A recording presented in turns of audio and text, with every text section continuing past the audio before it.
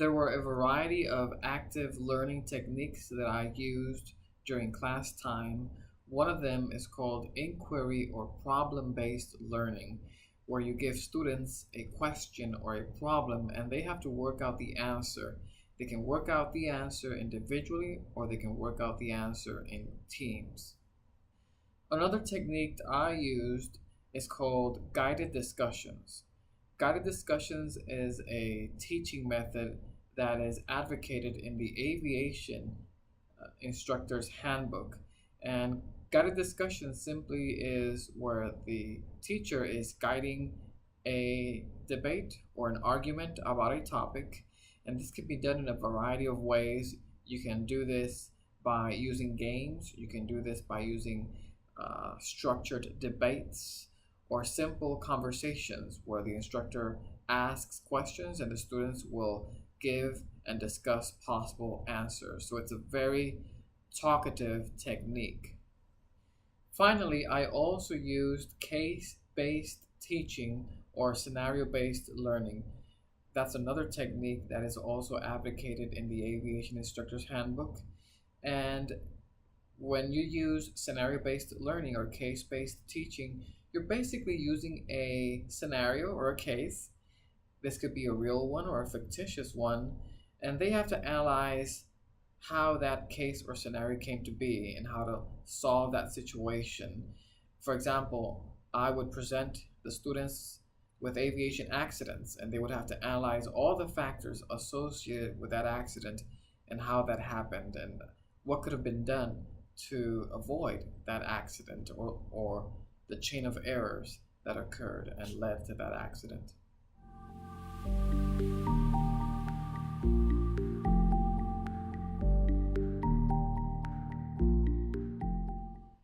All of the learning objectives were stated in the course syllabus, which is given to them at the beginning of the course.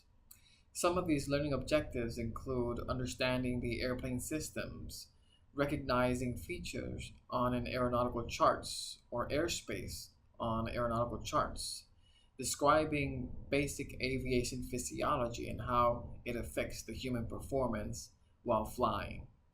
So these objectives were all stated during the beginning of the course, and they were specified in the course outline, which is given to each and every student.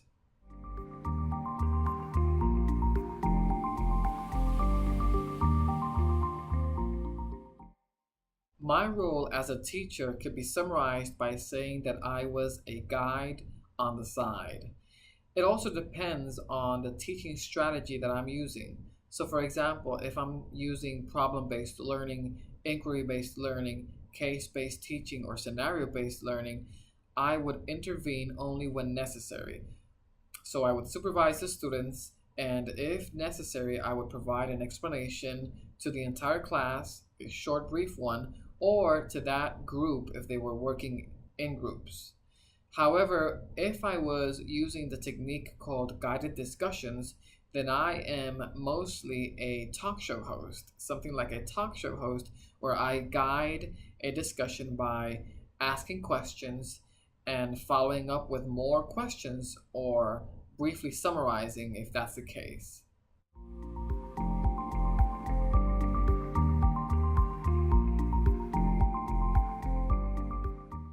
I designed my own class activities for my students.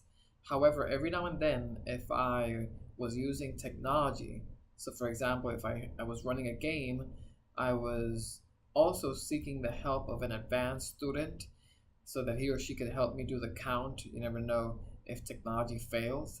So every now and then, I would sometimes use a teaching assistant.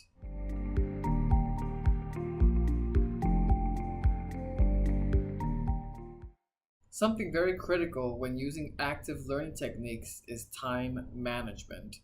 And the best way that I find I can manage my time is by using a technique called just-in-time teaching, or JITT. Just-in-time teaching is simply a pedagogical strategy where the teacher will review feedback from students prior to class and adjust the class accordingly. So, for example, I would have my students watch a video lesson. I would also have them answer a set of questions or complete problems or exercises. And then I would review these before class and know exactly how to best invest my time when I met the students during class time.